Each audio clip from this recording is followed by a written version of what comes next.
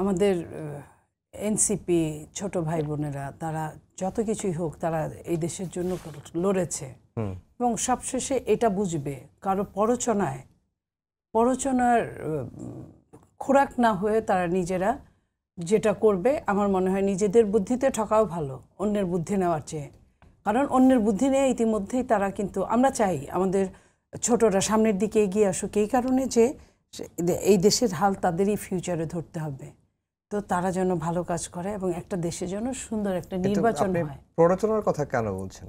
আমি প্ররোচনার কথা এই জন্য বলছি যে কোনো দল আছে তারা যে কোনো মূল্যে তারা নির্বাচনটা যে চায় না এটাই তাদের কাছে একটা বড় দিক। আমি এনসিপির অনেকবার বলতে শুনেছি আমরা এই মুহূর্তে নির্বাচন চাই।